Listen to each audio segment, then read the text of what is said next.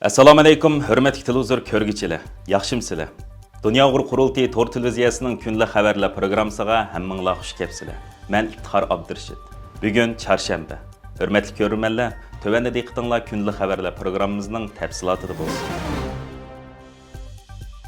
Dünya Uyghur Qurultayının reisi Turg'unjon Alovuddin 16 dekabr kuni London Yunus Emre Universitetida o'tkazilgan qamoqdagi ruhlar Xitoy turmasidagi Uyg'ur mahbuslarning she'rlari nomli kitobning nashr qilinishi va imzoliq tarqatilish murosimiga qatnashib, Uyg'ur irqiy qirg'inchiligini tonishtirgan. Xitoy tajovuzchilari Uyg'urlarning ona vatani bo'lgan Sharq Turkistonni o'zining abadiy mustamlikasiga aylantirish maqsadida o'zining va dunyoning barliq qoida-qonunlariga xiloflik qilib, Uyg'urlarning til, madaniyat va barliq milliy mavjudliklarini yo'qotish maqsadida turli qirg'inchiliklarni ilib beryotdi. Xitoy hukumati o'tkazayotgan bu jinoyatlarning qurboni bo'layotgan millionlagan begunoh Uyg'urlar, jumladan minglagan, 10 minglagan Uyg'ur ziyolilari Xitoy turmalarida azob chekyapti. Qamoqdagi ruhlar Xitoy turmasidagi Uyg'ur mahbuslarning she'rlari nomli bu kitob ana shu tutqundagi begunoh insonlarning, Uyg'urlarning yuraklaridagi sadolarining so'zchisi bo'lgan.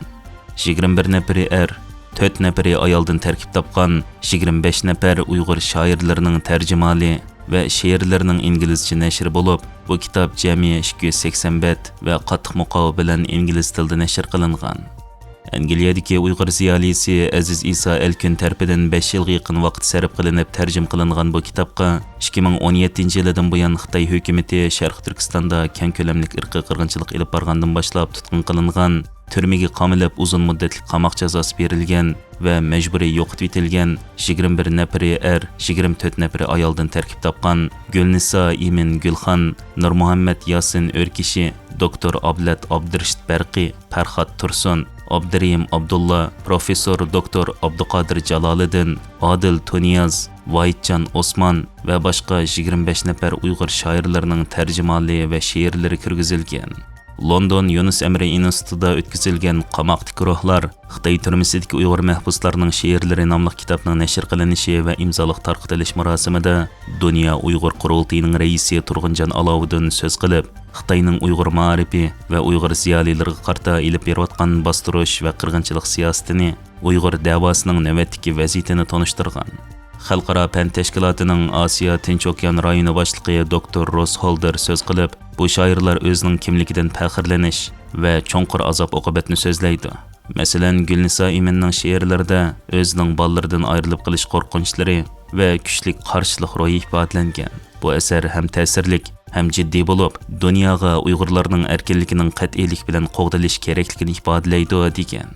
Sürgündeki yazgıçılar ve şairler cemiyetinin kurgucu direktori Dr. Jennifer Langer sözüde, bu şairler hemmisi Xitayning keng ko'lamlik jazo lagerlari ve türmelerinde g'ayib bo'ldi. Ularning ahvoli ve qayerdaligi noma'lum. Ularning she'rlarida umidsizlik, azob, seg'inish ve muhabbat ifodalangan. Ular she'rlarida o'z vatanining tog' daryolari, ay ve yulduzga bo'lgan cheksiz eslamalar singib ketgan bo'lib, Uyg'urlarning tarixini, taqdirini ifodalaydi degan.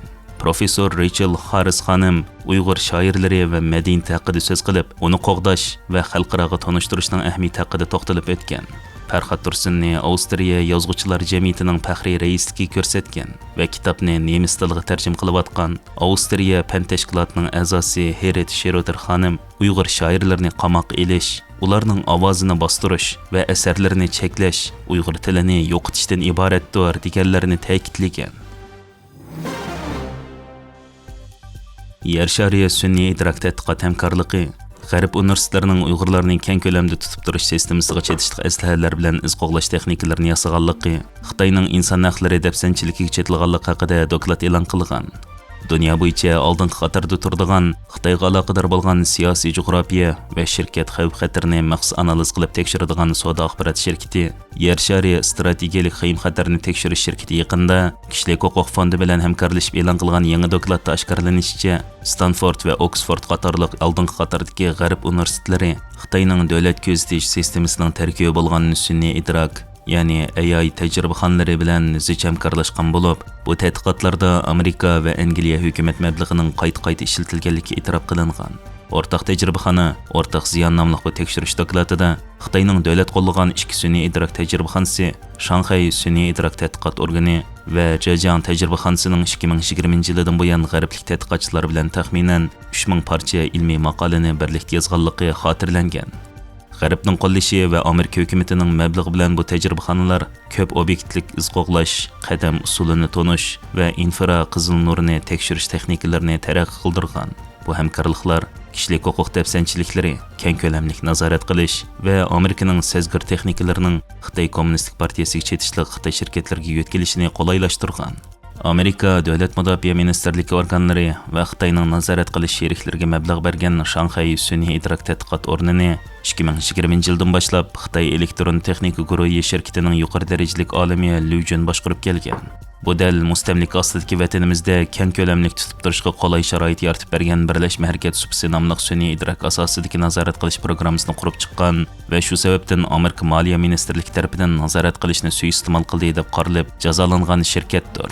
Shanxay sun'iy idrok tadqiqot o'rni Amerikaning asosli ma'rif o'rinlari bilan hamkorlashib, yuzlagan ilmiy maqolalarni e'lon qilgan bo'lib, bu o'rinlar Stanford, Johns Hopkins va UC Berkeley qatorliqlarni o'z ichiga oladi ekan. Shanxay sun'iy idrok tadqiqot o'rni yana Amerika davlatlik ilm-fan fondidan 3 qatim, Amerika davlatlik Sayya institutidan 3 qatim, Dengiz armiya tadqiqot ishxonasidan 1 qatim fond olgan bo'lib, buningdan boshqa yana Angliya boj to'lagichilarining pulimi bu hamkorlik ishlatilgan. Angliya tadqiqot va yangilik yaratish organi Bath universitetining ko'zitish kamerasi programmasini 13 million dollar bilan ta'minlagan bo'lib, bu programmada Xitoyning Zhejiang tajribaxonasi rasmiy hamkorlashuvchi sifatida angilangan va Zhejiang tajribaxonasi Zhejiang o'lkalik hukumatdan va hamkorlashuvchi o'rinlardan kam deganda 1 milliard 250 million dollar mablag' topshirib olgan va Xitoy xalq ozodlik armiyasining 6 organi bilan hamkorlashgan. Mazkur programmadagi kamera 2 turi qadam tonishga markazlashgan.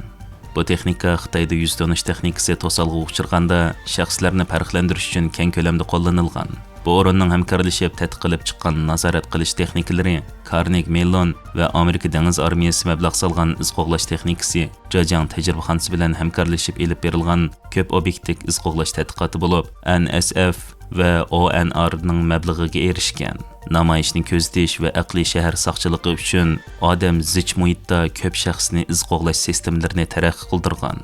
Bu turda kelishtirgan Johns Hopkins va kimlik farqlantirish alfa iz qo'g'lag'ich sistemasi bo'lsa, odam ko'p yoki g'uva muhitda shaxslarni uzluksiz ko'zitish uchun badan holatini mo'ljarlash, ko'p obyektlik iz qo'g'lash va kimlik farqlantirish usullarini qo'llangan. Bu texnikalar Xitoy Jamoat xavfsizligi ministerligi va nazorat qilish shirkatlari tomonidan Sharq Turkistondagi nazorat uchun ishlatilgan. Dokladda mundaq ko'rsatilgan: Xitoy tajribaxonalari bevosita yordam pul olg'uvchilar qatorida oz ko'rindi. Bu ularning majburiyatlarini tekshirishdan otlab o'tib ketishiga foydali. Shundaqla hamkorlash maqola e'lon qilish va bilim almashtirishdan bevosita foyda olishiga qulaylik yaratib berdi. Boj to'lagichilarning puli badaliga kelgan bu bilimlar Xitoyning bostirish sistematik organlarga eqib kirib ketyotdi. Mazkur doklad xalqaro hamkorlashuvchilarning inson haqlariga munosabatli tekshirish jarayoni va xalqaro sherikliklarni to'liq oshkorlashni, sun'iy idrok o'rinlari uchun axloqiy mas'uliyatlarni kengaytirishni chaqiriq qilgan.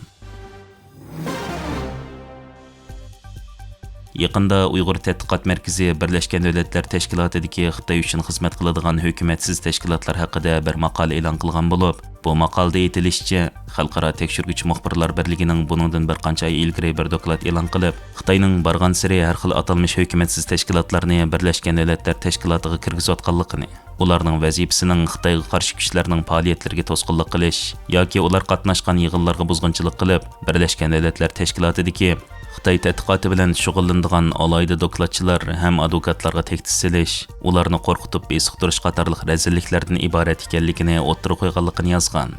Xalqaro tekshiruvchi muxbirlar birligi Xitoyning Birlashgan Davlatlar Tashkilotidagi qilmishlari haqida axborot organlari, kishilik huquq tashkilotlari va munosabatli sohalar bo'lib, 42 organdan tarkib topgan bir kuch bilan o'rtaq tekshirish olib borgan.